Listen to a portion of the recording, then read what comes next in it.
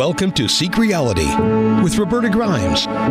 Joyous conversations about what the afterlife evidence and modern science combine to tell us is true about our one reality. You have nothing to fear. You are eternal and you are perfectly loved. Knowing the truth changes everything. Now, here's Roberta. Welcome to Seek Reality. I'm Roberta Grimes, and I am so delighted you're with us today. Oh, my dear ones, our very special guest today is, I think, right up there with Carol and Mikey Morgan as probably everybody's favorite Seek Reality guest. Dr. R. Craig Hogan was our very first Seek Reality guest back in the summer of 2013 when he has been wonderfully loyal to us. He never says no. Faithfully, 4 or 5 times every year since, in all the 12 and a half years since we started, Dr. R. Craig Hogan is, and I think he always has been faithfully there. Every time I call on him, he says, hey, I say, can you be here in short notice because we have had someone just cancel? He says, okay, just say when. And he always has something new to talk about, which I love about him. There are little subtopics here and there that people are expert on, but overall, death in the afterlife is a huge, gigantic topic. And Dr. R. Craig Hogan is the leading expert, I think, when it comes to everything there is to know about death in the afterlife. He teaches, he keynotes all over the world, and he puts out a popular monthly newsletter. He heads the Seek Reality online website, which is the world's biggest and most important afterlife-related website. You can learn anything and everything about the afterlife and what happens there. He's written some essential books in this field, and he also does a regular video education series. Craig is very big indeed. Very big in the afterlife field. And it was Craig who first urged me in 2010 to write The Fun of Dying. I didn't think I could even write a book. Actually, that's 15 years ago now? I didn't think I could write a book about the afterlife. I had written other books. I'm kind of a frustrated novelist at this point. But he told me, write it down, write a book about it. And with his encouragement, I did it. All the fun books I wrote at his urging. Craig Hogan and I have been what you might call besties in this field forever. He has supported us here tremendously at Seek Reality, and he always has been eager to come back, as I say, to be our guest every time. And he always has something new. So it's not so surprising, really, that as time has gone on, and we've done this over and over again, this has become Craig's 50th Seek Reality visit. It's always been frustrating to Craig and me that when it's obvious to both of us that human life is so eternal, and it's impossible for us to die. We cannot die. Well, people have said to me, I don't care. I'm going to blink out. I don't care. You don't have that option. Sorry. You are going to live forever. So today he wants to talk about some of the proofs that exist that we all so easily continue to live after our material bodies die. Craig, welcome. I'm so happy to have you here yet again for the 50th time. Yeah, I'm delighted to be here again. It's like a family reunion, and we just get together and laugh and have fun. And there's so much that people don't understand about the life after this life. And we know it now, and so we need to get the word out. And so this is a wonderful opportunity to do so, and I look forward to it. Oh, I'm so glad you keep looking forward to it. There have been times, really, when people have literally just not shown up. We record Tuesdays. It's our tradition, and I will be looking for somebody. This doesn't happen, fortunately, very often, but I'll be looking for somebody and they're just not there. So I'll reach out to Craig and I'll say, hey, we had a no-show. It's happened 3 times. Always. He'll say, okay, just tell me when, and we'll do this week, you and I. And he's always willing to do it. So bless your heart, my darling. Yeah. I'm so happy to have you in my life, always. Yeah, it's such fun. Let's tell them, how do we convince the person listening today who says, you can't convince me, I know there's no afterlife. How do we convince them now? They today? just have to open up their minds. You just have to open up and start to look at the evidence. We have tremendous libraries of evidence now that we continue to live after the body dies. And people just will look at the evidence. It's the same as when Galileo was telling the scientists and the clergy of his time, just look through my telescope and you'll see that Venus has phases and there are craters on the moon and there are orbiting moons around Jupiter. And he said, just look through my telescope and you'll see that the Earth is not the center of the universe and that we are, in fact, in a solar system. And they just wouldn't look through the telescope. That's where we are today. The evidence is there. We know the truth about the life after this life and what will happen to us when we come to the end of this life. And if people just open up their minds and just look at the evidence, then you're going to come away delighted. And all of us who do, all of us who know this is true, have no fear of death. We're looking forward to the transition. And it is going to be a wonderful reunion with our loved ones who are already over there and waiting for us. And so there's nothing to fear about it. But we know that the afterlife is a reality, that we continue to live after the body dies. And we have monumental amounts of evidence. And we can go through all of that if you have about, I don't know, 3 or 4 days. We can go constantly through it all. But we'll go through whatever we can today, and I'll try to help people to understand this. What's your favorite evidence? When people sort of look you in the eye and say you can't prove it, what is your favorite evidence that you? Annie Nangie. And now the Nangies came through in a Leslie Flint seance. And Leslie Flint was a medium in the 20th century. Uh-huh.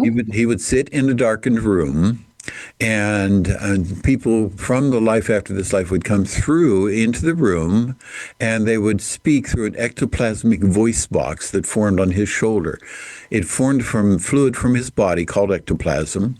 It had all of the things you'd expect out of a voice box. It has the sinus cavities and the tongue and the lips and the teeth and there would be air that would come up through it and vibrate the air. And so it was exactly just a vocal mechanism, the same as we have. And the people would speak through it from the afterlife. And the way they described it is that they were speaking into the box, or they were projecting their thoughts into the box. So they didn't speak on their side. They didn't speak audibly. What they were doing is projecting their thoughts into the box. And it would come out then as a vocal mechanism. And it would have the same qualities as the person who was living on Earth when they had a body, when they were using a body. So Annie Nangie, a man named Dr. Dinshawn Nangie, who was a professor at Birmingham University in the UK. And he was in plant biology. And he's well known, and he's published many articles. We have the articles today. He came to Leslie Flint and sat with Leslie Flint, and his wife, Annie, came through and spoke to him. And the first time that they did it, she spoke to him for nearly an hour, and they just spoke like they were talking over the breakfast table about their lives. And so then after that, then he would come every 6 months. The fact that he would come every 6 months to speak for close to an hour to his wife demonstrates the fact that he knew it was her. Flint couldn't have faked that. It would have been impossible to fake it. But more importantly, these sessions were recorded. So we have the recordings now. And so you can hear Annie Nangie, who is in spirit, speaking to her husband, Dr. Dinshawn Nangie, sitting with Leslie Flint, talking about just everyday affairs and things that are going on in their lives and just normal talk over the breakfast kind of thing. And so then she would say things to him about what was going on in his flat, about she saw that he had some pictures he was going to put up, and she said she loved the pictures. She was looking forward to him putting them up in the flat, and she saw him walking down the street one day, and he saw a woman in the distance that looked just like Annie, and his heart stopped for a minute. And she actually, when he came into the session with Flint and spoke with Dr. Nangie, she told him what he was thinking. And she said, you saw that woman and you thought it was me. And he said, oh, yeah, that's right. And she said, but it wasn't me. And he said, but Dr. Dinshawn Nangie said, but she hasn't got your brain. And so Andy said, "Oh no, that's not true. You're too much." And so they would have this conversation. She couldn't have known all the things that she knew about every event that was happening in his life if she weren't there, standing with him wherever he was Right. going. And over for Right. nearly an hour, they would talk about all of these things that were happening. So that is the strongest evidence of the fact that we continue to live after the body dies. She was alive. She came to him. She spent time with him on the earth plane, and he then realized, or he then said, "Yes, that's true. That this is what actually happened. This is what was going on at that time." So it was all validated. That's the strongest evidence we Both have. Leslie Flint recordings are, I think, the strongest evidence too. I Yeah, love the one of Thomas Jefferson. It's yeah, his voice. I swear, yeah. he sounds just like Thomas Jefferson sounded when he was alive. It's that he had a very soft voice, so soft that he never gave a speech before Congress, or every speech he that was important, he always just had someone else deliver it, and it's that same soft drawl that he had. Oh my goodness, Hmm. Yeah. they would configure the voice that voice box, but it even had teeth. I didn't know they had teeth. My goodness, but he would Everything is configure it necessary. so that it was exactly his voice. Yeah, yeah. Everything So that was it necessary must to have make been the Amy's voice. voice too, her exact voice, right? Yeah, yeah, absolutely. It was the exact voice and with her accent, and so everything was factual about it. The descriptions of what was going on in his life were the evidence that she was with him during those times. She flew with him to a conference he went to. She said she sat next to him in the plane. She got to the conference and she sat at the table where he was sitting with the other people, Oh, it and is she so wonderful. and she Oh said. my goodness. Yeah, she said, well, there are all kinds of tape recorders in that room. And she said, why'd you have so many tape recorders? And he said, well, they have to be able to tape record it. And he said, well, but they don't use them all at once. And she said, oh, that makes sense. And so she would have these conversations with him. So we have over 2,000 of these recordings from Leslie Flint today. That's And a great yeah, it's a collection. wonderful resource, wonderful. So we had all of these people coming through from the life after this life. Some of them are famous, We did have Thomas Jefferson come through, and Victoria, the Queen of England, came through, and just a great number of people. Napoleon came through.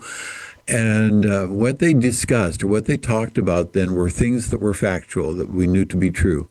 Leslie Flint could not have created all those Their voices. personalities also are The unmistakable. personalities are the same. Exactly who they Tone of were. voice. I mean, the Yep. first thing that Jefferson wanted you to know was that he was a very plain man, very Mm, plain spoken mhm. man. Yeah. That was very important to him in life, and it was what he was. Yeah. Yeah. Yeah, it's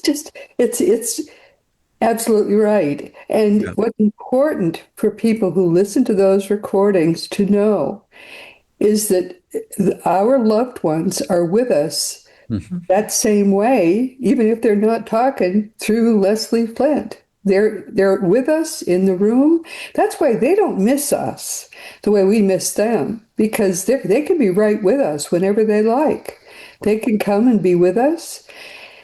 And it's important to know that. We can, especially people who are comfortable talking with our loved ones, talk with them. Say good morning. If you miss your husband, if you miss your wife, say good morning, darling. And I'm thinking of you now, and I hope that you're thinking of me too. And just I'm giving you a little kiss now, and come sit at the breakfast table with me, because they're right here with us. I still Yeah. talk to my mother sometimes when I'm thinking of her. She knows it, and it's just that's how it's right on the same level we are on. It's just think of your TV set. Your TV set might be tuned to channel 5 right now, but you could tune it to channel 6 and there would be a whole new reality right in your same TV set. That's how your mind is. You can tune your mind to the afterlife and it's right in the same place. And there your loved ones are right there. So you don't have to be thinking of them at a distant place. They're right here with you now. Isn't that a wonderful thing? Oh my goodness, Craig. Yeah, it's absolutely wonderful. And people have to realize that their loved ones are only a thought away. So Only a thought only a thought away. away. All we have to do is think of them, and they will come from wherever they are. And then will come. For most of us, our loved ones don't spend all of their time around us. They've got their lives that they're living, where That's they another are. great thing And they're to doing remind things. people about. They're active. They have They're occupations and so busy. preoccupations. Yeah, they're busy there. There's They're way more fun to engaged. be had there than there is here. Yeah, Oh yeah. boy. Yeah. So they're engaged in things. They're learning. Some of them are going to school. And if you saw Groundhog Day, you know that Bill Murray learned how to play the piano because he kept coming back on every Groundhog Day, and he was being reincarnated. But he came back every Groundhog Day for probably decades, it seems. And he taught himself how to play the piano. So anyone who wanted to play the piano on Earth, they can learn how to play the piano there. If they want to play the piano, then a piano is just there. It's in the room where they are. It's where they're living, and so And that they they can can learn do from that. Mozart if they Yeah, choose. and they can learn from the great artists, so they can learn from the great pianists, and so And Tchaikovsky, anyone? Yes. yeah, they can learn from anybody they want to learn from. So Child they're prodigies very Yeah, often when they're they were great there. adventures. Yeah, great Yeah. adventures, wonderful things happening. So it is not boring, and it isn't that you just continue doing only the things you do on the earth plane. You venture into other areas we can't even imagine now. But in the same way that an infant can't imagine a 5-year-old, and a 5-year-old can't imagine an adolescent can't imagine an adult. Each one of those is a stage, and it's different, Right. but it's adding things to who the person is. The same thing happens in the next life. So we add to who we are, and we become all of the things that we could become on Earth. Every goal that we didn't achieve, we can achieve there. But we'll do it with our loved ones. So then they will come back when we think about them on this side of life, because they're only a thought away. They get our thoughts when we think them. They feel our feelings when we feel them. And so then they will come back when we want them to. We're not stopping them. We're not holding them back. We're not interfering with their lives. They can just come back anytime they want to. It's the same way that we can pick up the phone and call. I can call my daughter, and talk to her on the phone. But I'm not interfering with her life when I call her and talk to her on the phone. It's the I same. should do it too much. Yeah, so we can communicate with them in the afterlife. They will come to us if we ask them to. They can speak to us from wherever they are, so they don't have to come to us. But it is something which anybody can do. So anybody can sit down and communicate with their loved one. No, I didn't know there. I think that was a great choice. Talk about the Leslie Flint recordings, because if you can look them up. What's the website? Is it just It's if they Google Leslie Flint, will they find those recordings? it's leslieflint.com. Okay. leslieflint.com, yeah. And you can get to all the recordings there. And they're wonderful recordings. You can listen to all of them. And they're free. They're just online for anybody to listen to who wants to listen to them. We'll put that in the footer of this this interview, Yeah. because I think everybody should be familiar with those recordings. It just lifts your heart so Yeah. much to hear famous people talking through a voice box, and delighted to do it, Yeah. especially since the personality of those people comes right through. It's Yeah. so beautiful. Yeah. And so I have then, Thomas Jefferson in my phone. Sometimes when I'm driving, I listen to him and yeah. hear him And talking. it's wonderful. And they're very articulate. He was very articulate when he came through. So it was obviously him. Yeah, it was. So, so that's only one area of evidence. Then we have other areas of evidence. One of the most profound areas of evidence is the fact that any individual, any person can sit down and relax and have a conversation with their loved ones who is living in the afterlife. It is not something that requires a medium. Anybody can do it. That's very important. You have to learn to do it, though. You just have to learn how to It's do it. Yeah. something that's automatic. You have to be determined. You have to train your mind to reach out to them. Yeah. That can be frustrating to people who have not raise their vibration enough to be able to learn to do it.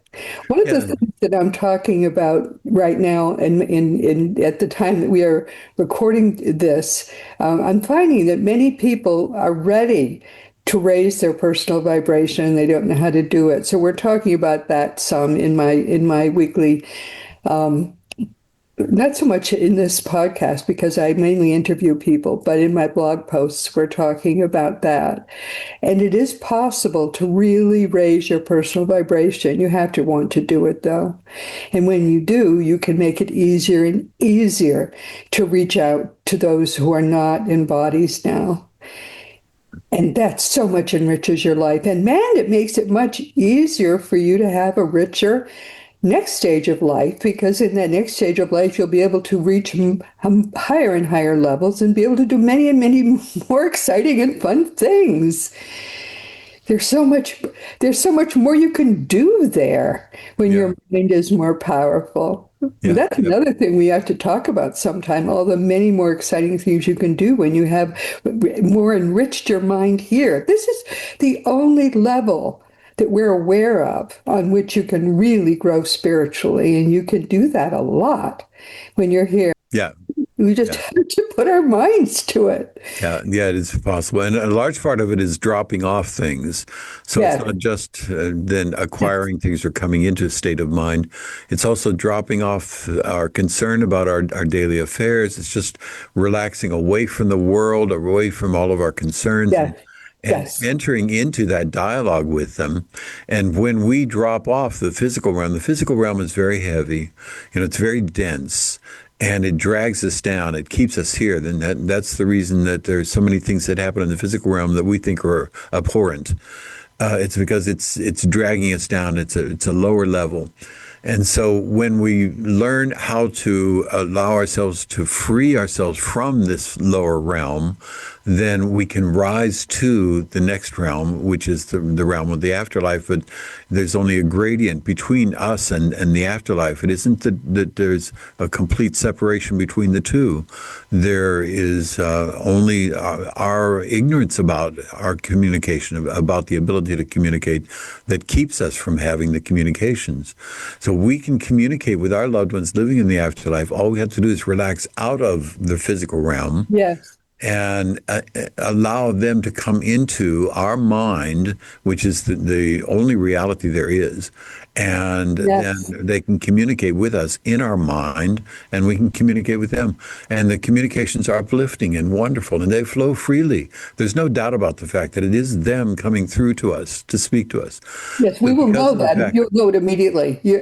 Believe me, you'll know your dad, your grandpa, whatever. You'll know them unmistakably. The only reason you can't do it is because you think you can't do it. That's the that's only it. reason. That's the only reason. It has to be mind over matter.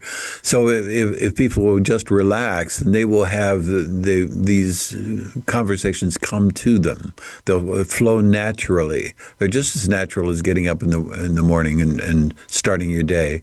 So if you relax into having these conversations, they will happen. So what I tell people is, if you just sit down on your couch, close your eyes and relax. Just take a few minutes and relax yourself and notice your breathing and allow yourself to relax out of the physical realm, out of the world that's around you. And then when you do that, then start a dialogue and just say, Mom, I've been thinking about you a lot lately. How are you doing? And the first notion of what comes to your mind is their response. That's the response. And if you have to wait for it, you missed it, because it happens immediately. It will always happen. So it isn't a matter of, well, maybe they'll come, maybe they won't. It isn't. That is not the way that it works. They will come every time we ask them to communicate with us. They will either come in mind to mind from wherever they are, or else they'll actually come into the physical space. And then they will communicate. They will respond to everything that we're saying. They'll talk to us about it. And so then once we do that and we get their response to that first statement, then you make another statement. And then the first thing that happens after that, immediately after that, that is their response. And you can carry on that dialogue. It's so fast that you can't stop. It will go on all by itself. So people can learn how to do it. We can learn how to communicate with our loved ones ones living in the life after this life. Means of communication are some of them are 98% successful. And we have other means that are 86 or 90% successful. And mediums then are more in the range of 60%, or in that range, maybe 50 to 70% successful. But we can have our own communications that are even more successful. And people just have to learn how to do it. Just have to sit down and learn how to relax, learn how to go into that state of mind, and then enjoy a wonderful conversation with your loved one living in the life after this life. You just have to be open-minded about it. Mm-hmm. It gets soft in the beginning. You have to, and sometimes the answer will come as you're asking the question. Yeah. It's that fast, Yeah. even slightly before you ask the question, Yeah. because it comes when you think it. Yeah, it's because they're responding to your thought, not to the words that you say. So Right, as soon as you think about what you're going to say, then their response may come immediately. right then. Yes. Yeah. So in the electronic voice phenomena and recordings of people's voices that we get, and anybody can sit down and do this as well. Anybody can sit down with a recorder and you can get the recording of the voice of people living in the life after this life. So Sherry Pearl in the United States, who has been doing this work, replicated work that was done by Sonia Rinaldi in Brazil, in which they would sit down with a tape recorder and play background gibberish that was vocal sounds that were all cut up so that they didn't make any sense. And they would play the gibberish and they would ask questions and record the questions as they asked them with the gibberish in the background. And then when they played back the recording, right after the question would be the response. It would be the person's response. And they're just as clear as if someone were sitting across from you talking to you. So we know that in electronic voice phenomena, people can just do it. It's easy for anybody to do. So we have 15 different methods of having afterlife communication with people living in the life after this life, and they're all successful. Everybody can communicate with their loved ones without having to feel like they are gone, like you don't have any contact with them, they're not with you. They are with you, and they will come to you when you want them to come to you, and they will communicate with you. You just have to do it. Just have to communicate. And if there was some difficulty with the relationship at the time of the person's death, don't worry about that. Those difficulties do not exist after the person has transitioned. Because living here is like being part of a play. When people go home, all those issues are gone. They're just gone. We are eternal beings. And none of the idiocy that happens on earth exists there. It just doesn't. We are real eternal beings there. Yes, we're not really angels, but we are all, let's just say we understand a lot more there about reality and about who we truly are. We have our full minds back. We left most of our minds, Mikey Morgan says, in a suitcase. It's not really a suitcase, but we left most of our minds behind when we came here to play our parts, to learn and grow spiritually. When we go back there, we're different people. So if you have unfinished business with someone, don't worry about that. It's all finished now. It's okay. Yeah, and the people there are anxious to communicate with us. When we get there, then they will talk with us about what went on in our lives and the reasons for the things that happened. And the result of that is when we first get there, we are the same person. It's just as though we had gotten on a plane and gotten off in another country. We're the same person with all of the likes and fears and dislikes. But then they will talk to us about what happened, and we'll go through a life review in which we see what happened. And as a result of that, then we very quickly mature out of all of the pettiness, all of the problems that we had. We just grow from who we were on earth into this new person that we're becoming. So we are the same person when we first go over, but we do mature out of that. Very quickly. Yeah, and we regard people differently after a while there, and that also means that they regard us who are still on the earth plane differently. So if we had difficulties with them and there was some animosity and some anger and some issues between us, then very quickly they then mature out of that and they come back to us to communicate with love, thoroughly with love and concern, and they're anxious to talk with us. And even if we had a bad relationship with us, they're anxious to talk with us. Yeah. So that, Our life review is all about forgiveness, yeah, and it's about we forgive forgiveness. everything, Yeah, and we are and learning forgiven. It's learning all, why. Yeah, why we went through all that, and what the result of that was. And we have the life review. We see the world through the eyes of the other person. yeah. So in the life review, we actually Point. become that other person. And Yep. we have all the feelings that they have, and we have so we understand, and as a result of that, then we come back to being ourselves again, and we have to reflect on that. And when we reflect on that, we change. We become a new person. So Yeah. it's a process of growth.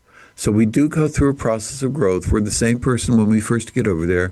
We go through this process of growth and we become a new person. And that's then what we carry into the next life and into all of the rest of our eternal lives. We continue, we are the same person throughout eternity, and we will go through a great variety of different circumstances and different environments, but we are always growing, always becoming. And we can be with our loved ones as much as we want, as long as we want. It's such a beautiful life that we Hmm. have ahead.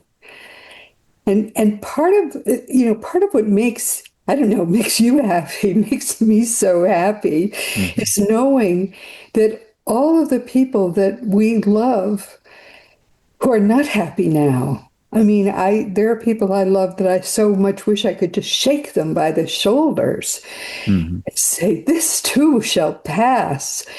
We know what's stressing them now, and it's just such a nothing. Even though it bothers them now, it's going to be so gone so soon. These lives are just tiny minutes of difficulty, but they're just going to be so gone so soon. I wish I could help everybody know that, because then they would be happy right now. To know, don't you feel that way about some of the people you love? Yeah, it is a shame that people don't realize these truths because if they did, their lives would be different. Yes. Things that seem so consequential, that seem like they're tragedies in our lives, are not Yeah. tragedies. They're just bumps in the road, and we will go through them, and we'll come out from the other side. We will have matured, and we'll grow, and we also become a different person. So when we go through the life review and we can see what other people's feelings were, how what we did affected them, and we can Wow. Yes. understand the world from their point of view, and we can see that the world is different than we thought it was, then we Yes. mature out of our little box that we're in, and we mature into understanding other people, into becoming more loving and compassionate. That's the goal. Our goal is to become loving, compassionate beings. That's what Yeshua, whose name has come down to us as Jesus, said. That's what he taught. That's what he intended to teach. He had this wonderful message, and Oh, it was a yes. message about loving one another and enjoying life. And he said there are only two great commandments. He said to love God and love your neighbor as yourself. Absolutely. And yeah, this monstrous church that developed out of all of that is just But it far didn't even. removed. It started 300 years later Hmm. by the Roman Emperor Constantine, who used nothing Jesus taught ended up in the church.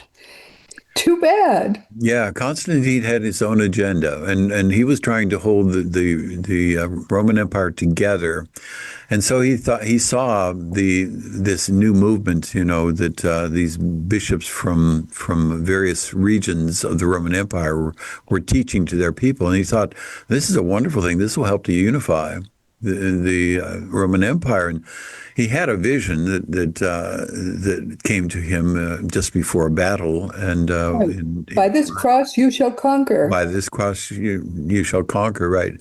And that was in 512, And so he had that vision, but it wasn't the vision so much as his need to unify the Roman Empire that he put the reins on the church. And he told the bishops, straighten yourselves out, let's get your act together, and we'll let you take over the Roman Empire. And in 589, then it became the state religion. And so then that was the beginning of it. But Constantine wanted order. He wanted it to control people, and that's what the bishops wanted to do. I mean, they thought this is a wonderful idea. We'll just take control and we'll control people. And that is not what Yeshua had in mind. That is not what Jesus had in mind. And so now today we're just discovering his words for the first time, what he actually taught. And they're wonderful. They're just wonderful news. And what he's saying is love others as yourself. And then you will live in the kingdom of heaven. The kingdom of heaven is now. It is here, he said. He wasn't saying that it was a distant thing that was coming. So we're just waking up to that. We're understanding Jesus, his messages for the first time, and we're understanding that he was teaching us that if we can live in a heaven on earth, all we have to do is love. Love one another. Accept love from other people, and we will become changed people. That was his message. Yes, very simple. Mm-hmm. Nothing to do with a whole lot of other things. No, The churches. liturgies and churches and all of the rest of it, and purgatories. And actually, there's a new book just out, with messages that he channeled around the turn of the 20th century. And one of the things he emphatically says is that he did not die for our sins. No. That was not why he came. He actually, the reason that he went to the cross was that he could not in any other way convince people that their lives would be eternal. But he decided that if he died a very public death and then rose from the dead, and prove to us that he did die, stone dead, and then rise from the dead. Ta-da! He could prove to us that life is eternal, and that's exactly what he did. In fact, they have now proven using the Shroud of Turin that the amount of energy that he used to animate that dead body, we could not, even using every resource at once on Earth, all those resources at once, we could not replicate that much energy even today. Can you believe that? I think that's incredible. Mm-hmm. That's a lot of power, man. Yeah, that is. It is. And of course, he didn't bring it back to life. It was a dead body. But he did. Yeah. He was able to use it, at least, I calculate, closely reading the Gospels, that he used it for probably a day, and then he cast it away, and he used an astral body after that for the next 40 days before he ascended. But that's a pretty big trick, to warm it up enough to walk around in it. Pretty disgusting, but he did it, just to make his point. Yeah, and the point was that we continue to live after the body dies, and we must change our minds. What he said was the Greek word was metanoia. Metanoia, right? Metanoia. The transformation of our minds. And it means have a change of heart and mind. And he said, have a change of heart and mind, for the kingdom of heaven is here now. Yeah. And people just ignored that. They just didn't. It's all around you. But he said, the kingdom of heaven is within you too. It's within you. It is within you. It is here now. Yeah. That's right. And so people ignored that. So we're just now coming back to really understanding what Yeshua said. And it's going to make a change in humankind, along with our understanding of the fact that we don't die, that we continue to live after the body dies. And the proof of that is so overwhelming now that it is going to make a change in humankind. So even today, we see differences. We see differences in the culture. We see people more commonly talking about, someone who, grandma is now looking down on us, and grandma is helping us in what we're doing. And they're making references like that to the fact that we continue to live after the body dies. So in the common understanding of what happens at the end of life. People are realizing that we do continue to live after the body dies, but now they don't have that reassurance, that assurance at 100% level. So they're just like Yeah. 60% level or 65% level, and so they're just not quite sure, but they do have the feeling like grandma is there, and so that's going to change. We're going to come to the point at which it is 100%. Everybody's going to realize the fact that we continue to live after the body dies. And that'll make a difference in the way we live with each other. It'll make a difference in the world. It'll be a different world Changes when that happens. everything. When It people changes everything. understand that there's no end, because right now even the majority of people live thinking there's an ending. You know, Hmm. you are living until you die and then you die. And there's an Yeah. end. But when you see no end, past the horizon, there are only more horizons forevermore. There is no end. That changes, as you know, it changes everything. Yeah. Yeah. And you You go become on a changed forever. person. Hmm. Yeah. Yeah. You become a changed person. So when everyone realizes this, and that will happen, so we will come to the point now. It's the same way as we couldn't have thought that everyone in the world would realize that the Earth is not the center of the universe. In the 15th and 16th centuries, nobody would have said, "Oh yeah, it's going to come to the point where you're going to realize that the Earth is not the center of the universe." You see that bright object in the sky, the sun, and that's actually just another body in the universe, and we're rotating around it. And then there are bigger bodies than that. And so people then began to realize it. It took time to realize. Now everybody would say, oh, yeah, of course, Earth is not the center of the universe.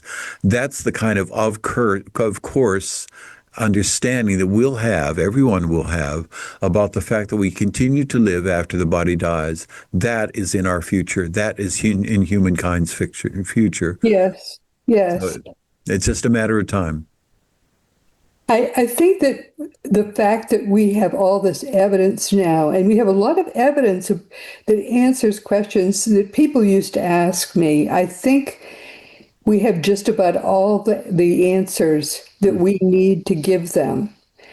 I have just come to realize I'm going to write another book. I didn't think I was going to write another nonfiction book, but it's going to be called Seek Reality, and it's going to put together all this evidence that I now have about how we know, not just how we know it, but what the details are, the details about consciousness and the details about just all the little details that help us understand why it makes sense.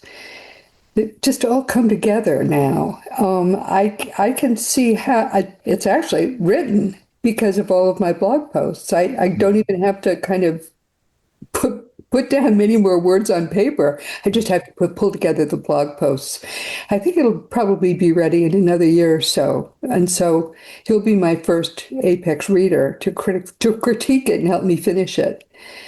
But I think it's time to give people that book so that Yeah. we don't have to keep explaining these things. We can just hand them a book. Wonderful, And wonderful. it'll be a And really simple book, like, yeah, The good. Fun of Dying, as opposed to a complex book. Because there are plenty of little complex books Hmm. or even big complex books that nobody reads. So we have to Hmm. give them a simple book.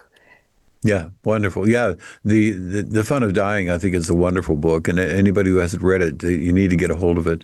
But that's a book that is an introduction that is an easy to read. It is enjoyable reading, and so then you can get a taste for what we know to be true today, and that will immerse you into it. It will get you into it, and then after that, then the whole world opens up. There's just a universe of information and uplifting information about people who have communicated from the life after this life to us, and what they tell us is glorious.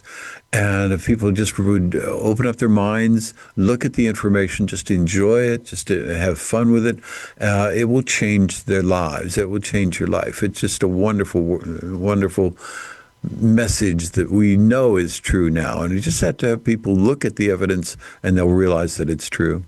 But see, I've learned so much more in 15 years. So what I know now, I can just with add that to what I learned, what I knew back then, Hmm. and I think make it complete enough so that people won't have questions. Hmm. Anyway, Yeah. let's see what I can do Yeah, it'll be a wonderful. year or two, and Looking I'll. forward to it. So, what do you? We're sort of coming toward the end of our time. What do you want? I think yes, everybody go to that website. The website will be in the footer. But beyond that, what else do you want people to read or to think about to kind of help them? Because people are skeptical. I Hmm. mean, here I am in a body, and I've been to Aunt Mildred and Grandpa's funerals. There they were, dead as a doornail. Yeah. I don't believe they're still alive somewhere. How can I Hmm. believe that? Yeah. Yeah. I mean, Yeah. And what else can there's we tell them?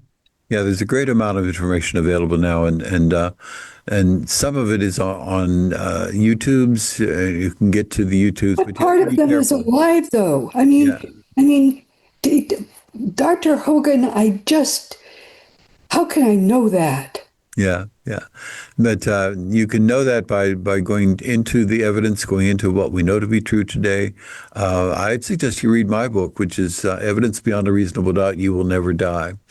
And it Hey, well, contains, we're going to put that book also in the yeah, footer, and seekreality.com contains a seekreality.com. ton of Yeah. evidence. Yeah, yeah, and just start to look at the evidence. Just enjoy it. Just dabble in it. When you get a chance, pick up something and read it.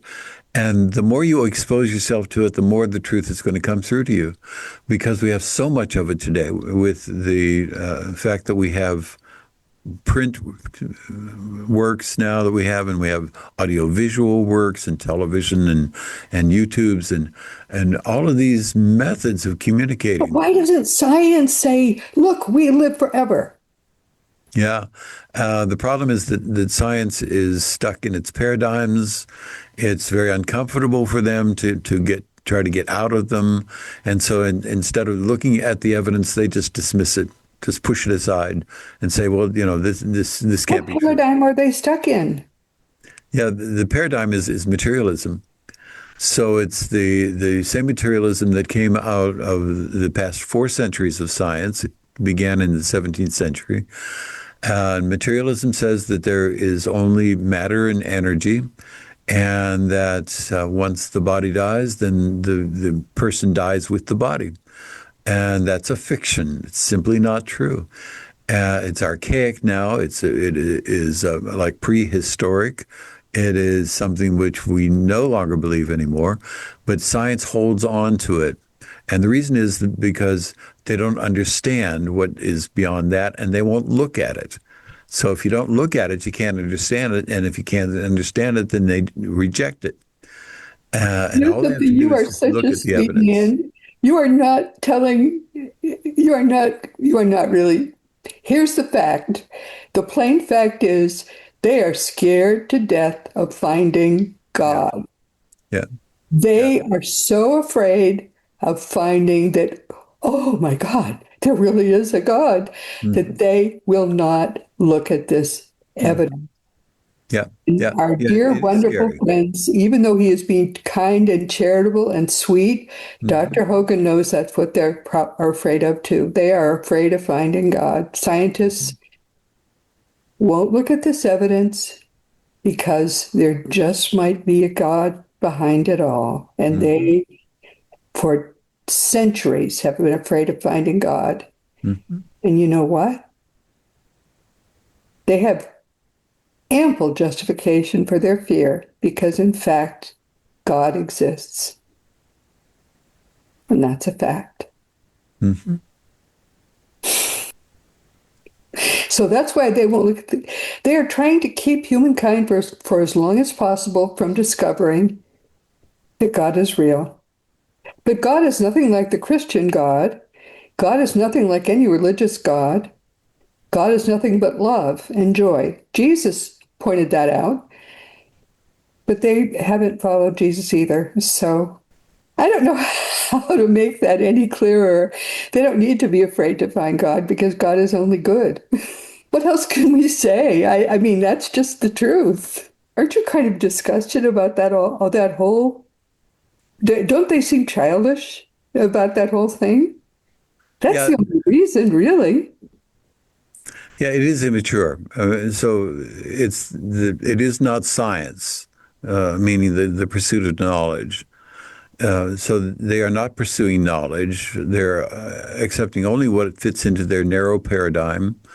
And as a result of that, then they are not understanding the truth. They don't see this truth. And if they just open their eyes, then they will see it. And that will There's come. so much they're That will come. walking past. I mean, humankind could know much more now than it does if Hmm. they did not close their minds to the extent that they still do. Yeah, that's true. That's true. But you are such a kinder person than I am. Yeah, it will change. It will take time, but it will change. Well, I love you, my dear friend. You truly are a wise and wonderful person. All right. What do you want people to take away from what we've said today?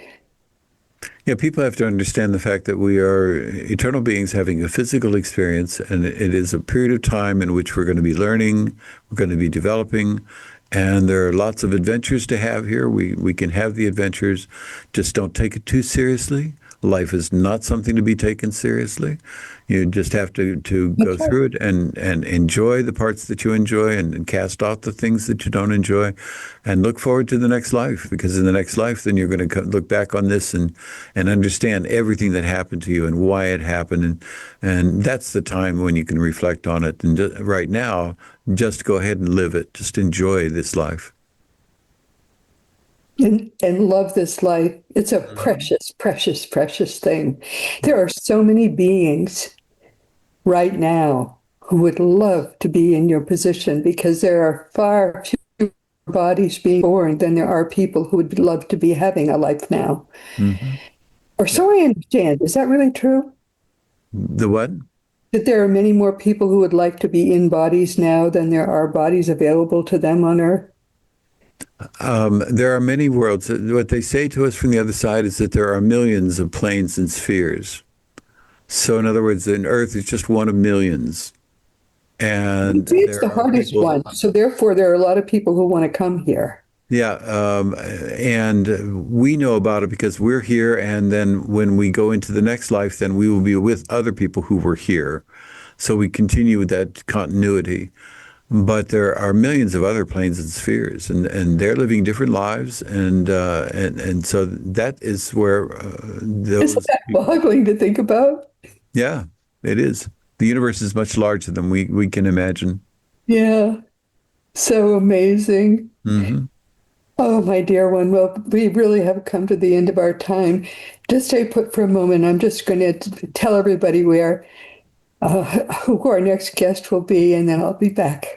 But once again, my beloved friends, we truly have come to the end of our time together. This has been Seek Reality with Roberta Grimes. I'm so happy you could be with us today. Please never forget, you are a powerful, eternal being. You never began, you never will end. And when you get that, you are going on, your life gets transformed. You really never, ever are the same again. It's all changed for the better. Next week, our guests will be Puran Bear and Suzanne Bear, who will be with us for the first time to talk about their books, Living from the Heart and Energize Your Heart. Puran Khan Bear is an American mystic, author, and co-founder of I Am Heart, the School of Heart Rhythm and Meditation. Now, this is new to me. He developed HRM, he calls it, as a method of breathing and concentration that creates a coherent heart rhythm based on an authentic method of Christian mysticism. Oh, this is all new. He was the lead author with his partner Susanna of the source books on HRM, Living from the Heart and Energize Your Heart, also Follow Your Heart. He's written extensively on the physiological benefits of synchronizing your breathing to your visible light emitted by the heart, and the extraordinary stress resilience created by HRM, which fascinates me. I've just received the book and started to read it, and I hope you'll have time to join us next week, because if anybody could stand stress reduction, it's people who are living today. We want to unravel all these mysteries together. And this week, of course, we've been talking with our wonderful friend, Dr. R. Craig Hogan, for the 50th time in our 12 and a half years of doing these weekly Seek Reality programs together. Craig Hogan is one of my very, very dearest friends, and for a long time, he's the leading expert in this world on death and the afterlife. He knows more about it than I do. And frankly, there's just about nobody else in the world who has done more research on it and thought more about it. And he joins us, 3 or 4 times every year, 5 times some years when somebody bugs out on us at the last minute. And we talk often about the simple fact that you and I are eternal by our very nature and all the implications of that fact. And again, this time, Craig has shared with us some of the wonderful evidence and all of the fact that we are eternal. It still boggles my mind, but in joyous ways. Frankly, if you want something to make you happy, just really get the fact that you will never, ever die, and that most of all, that the world that you will enter is more joyous than anything you can possibly imagine. We should mention here, too, that Craig is the president and guru of Seek Reality Online. And if you want to know what's coming next, go there and spend a little time learning more about what really is coming. Also, teachingbyjesus.com is your best resource for all the divine truths that are brought to us in love by our Master Jesus. Christianity is not Jesus's game. Teachings by Jesus helps us understand what it should have been all along. And we don't spend nearly enough time yet on it, because Jesus tells us it's not time yet to really work on it. He's preparing whatever the next stage is of his work, and we will then spend a lot more time getting it more ready for him. And we have no more time because we have gone way over time. Please enjoy now and make the most of this coming week in our one reality, always knowing that you are a powerful, eternal being. And please, most of all, know that you, most of all in this entire universe, you are infinitely, eternally, perfectly, and forever loved. You've been listening to Seek Reality with Roberta Grimes. Roberta blogs and answers questions at robertagrimes.com. Join us every week as we explore what the afterlife evidence and modern science combine to tell us is true about the one reality we all share. Knowing the truth changes everything.